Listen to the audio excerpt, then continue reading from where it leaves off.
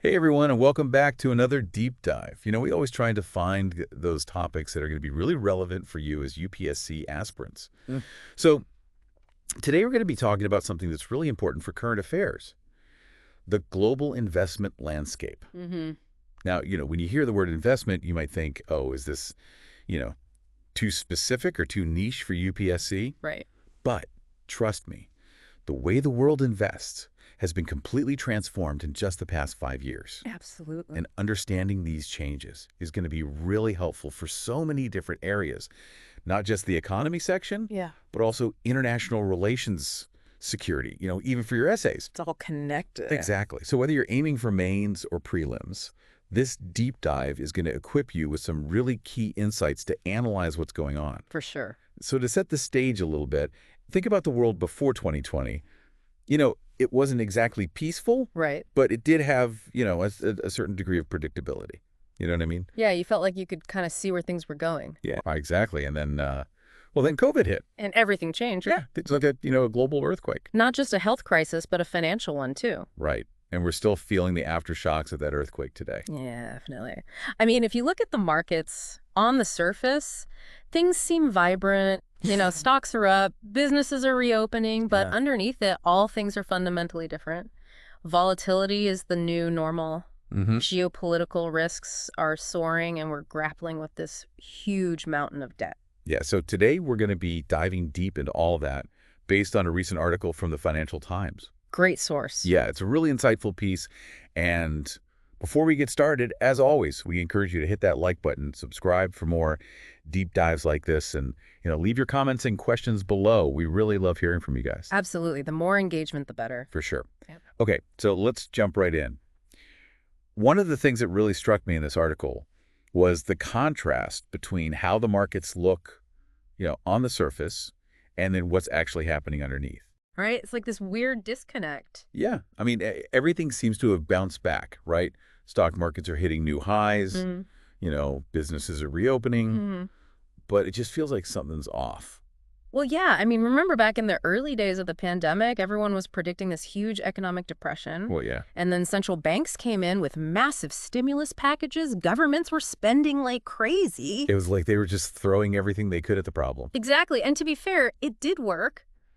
To some extent, they prevented a complete meltdown. Right. And they got the economy moving again, but it came at a cost. Yeah, what cost? Inflation, it's become this persistent headache. Ah, interesting. And it's not just about prices going up. We're seeing high volatility across the board, which makes it almost impossible to predict what's going to happen next. And that's where things get really interesting for you as a UPSC aspirant, right? Absolutely. Because everything you're studying in your textbooks, monetary policy, inflation, fiscal policy, it's all playing out in real time on this global stage. And that's why it's so crucial to understand these concepts, not just in theory, but in practice. For sure. Okay, so we've got this volatile economic backdrop. Yeah. Right? But then on top of that, you add another layer of complexity, geopolitics. Right. The world is looking pretty tense, wouldn't you say? Definitely the invasion of Ukraine has had ripple effects throughout the global economy. And then you have China's stance on Taiwan, their assertiveness in the South China Sea. Mm-hmm. It's all creating this huge amount of uncertainty. And we can't forget about, the Trump administration and, the impact of their policies. Oh, yeah, particularly on trade and alliances. Yeah, it just feels like the whole global system has become a lot more fragile and unpredictable. I think that's a fair assessment. Okay, so one word that I keep hearing over and over again is decoupling. Yeah, that's a big one. It seems like countries and companies are really starting to rethink their reliance on specific regions. Right, especially for essential goods and raw materials. Yeah. So can you break down what decoupling actually means in practice? Sure. So essentially, it's this trend of reducing interdependence, especially between the U.S. and China. And it's not just an idea. It's having real consequences. Supply chains are being reconfigured. Companies are diversifying their manufacturing bases. Right. And countries are looking to secure strategic resources closer to home. And this obviously has huge implications for India, right? Of course, India is in a very unique position with strong ties to both the U.S. and Russia.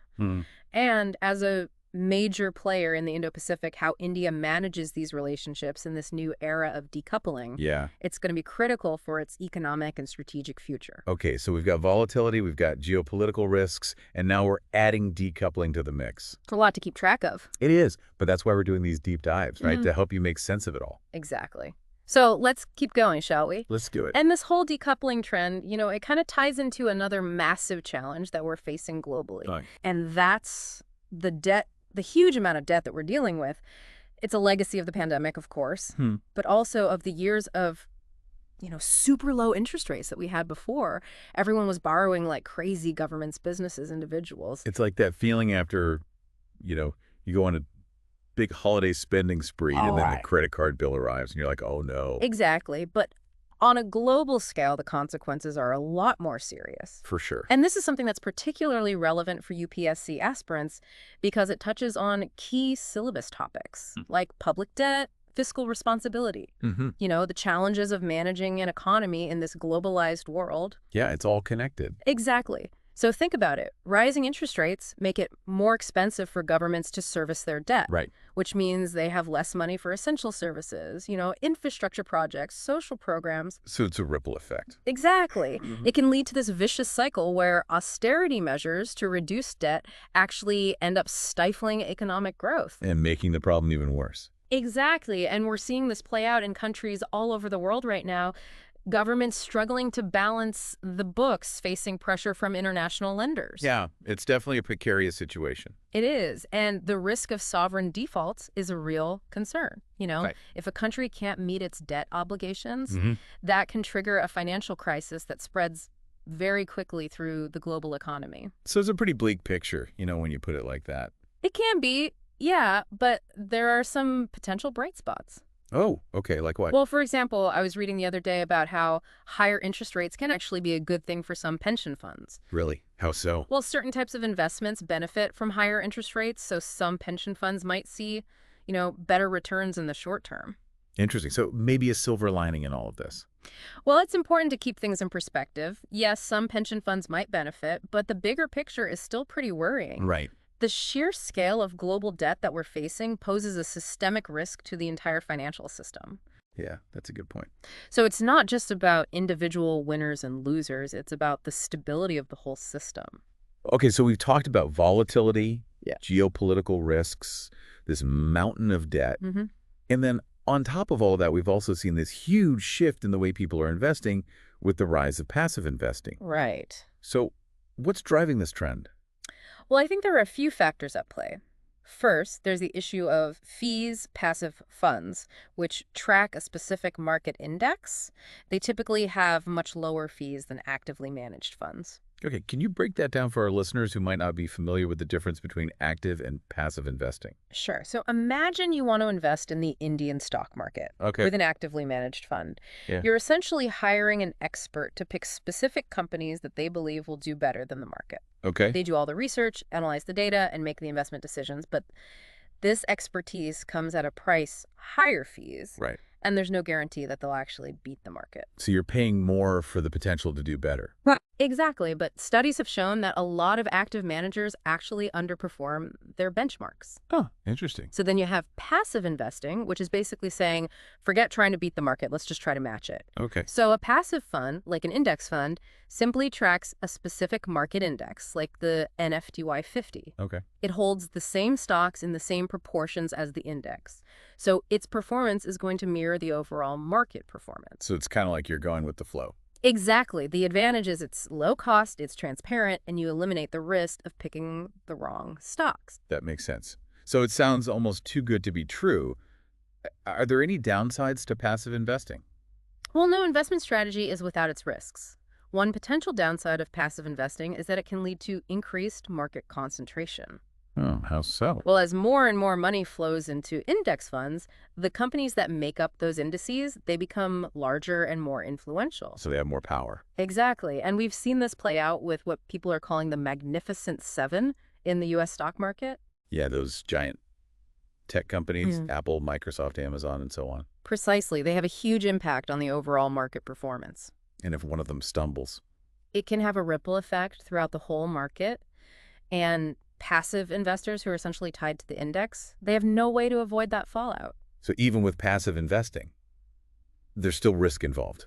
Absolutely. And I think that's a key takeaway for anyone navigating the investment landscape today, whether you're a seasoned professional or a UPSC aspirant.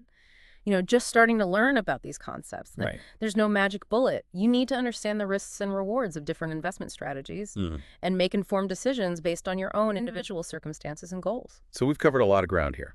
Volatility, geopolitical risks, this mountain of debt, the rise of passive investing.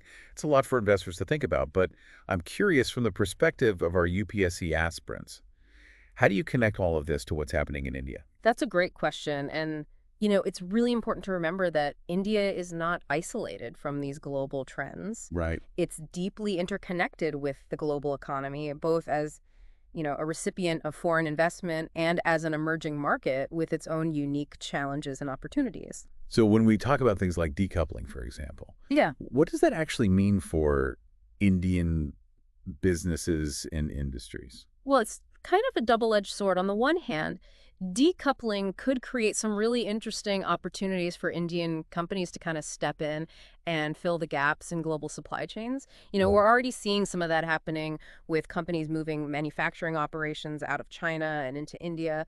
But on the other hand, decoupling also brings risks. India is still quite reliant on certain imports. Right. And disruptions to those supply chains could have some pretty serious economic consequences. And this all ties into India's foreign policy as well, right? Absolutely. It's all connected. Trying to balance those relationships with all the major players, it becomes even more crucial in this kind of environment. Exactly. India needs to, carefully manage its relationships with the U.S., China, Russia, all these key players to make sure that its economic and strategic interests are protected. And that requires a deep understanding of the global investment landscape and, how all of these trends are likely to unfold in the coming years. Okay, so let's shift gears a little bit and talk about some specific investment options. Gold is often seen as a safe haven asset, especially during times of uncertainty. Right. But given the recent surge in gold prices, is it still a good investment? Well, gold is interesting. It has historically held its value during periods of inflation and geopolitical instability. But it's important to remember that gold doesn't actually generate any income. Right. It's purely a store of value. And with interest rates rising, holding gold means you're missing out on potential returns from other assets. That's a good point. So it's not a simple yes or no answer. It really depends on, your individual risk tolerance and investment goals. What about cryptocurrencies? They've been making headlines for years now with some people saying they're the future of money. But are they a viable investment option, especially for someone who's preparing for UPSC? Well, crypto is a highly speculative asset class. It's very volatile, and its value is largely driven by, sentiment and speculation rather than any kind of underlying fundamentals. Right. And then you have the whole regulatory uncertainty surrounding crypto. Governments around the world are still trying to figure out how to regulate this space, which creates even more risk for investors. So it sounds like both gold and crypto come with their own sets of risks and rewards. Exactly. There's no easy answer in the investment world. And I think that's a key takeaway for UPSC aspirants. You need to be critical thinkers. You need to be able to analyze information, weigh the pros and cons, and make informed decisions. Okay, so if we were to summarize all of this for our listeners, what are the key takeaways that they should keep in mind as they continue on their UPSC journey? Well, I think the first takeaway is that the global investment landscape is constantly changing. The old rules don't apply anymore, and traditional investment strategies may need to be rethought. So adaptability is key. Absolutely. The second takeaway is that a deep understanding of these global trends is crucial for anyone who wants to shape India's future, whether that's in economics, foreign policy, or any other field.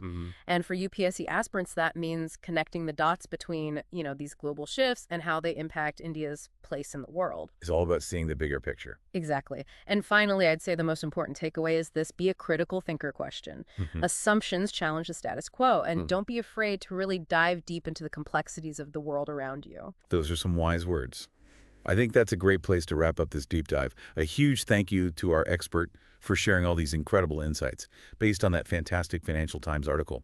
We'll be sure to link to it in the show notes. My pleasure. Thanks for having me. And to all of our listeners out there, don't forget to hit that like button, subscribe to the channel for more UPSC-focused deep dives, and leave your comments and questions below. We always love hearing from you. Until next time, keep learning, keep exploring, and best of luck with your UPSC preparations.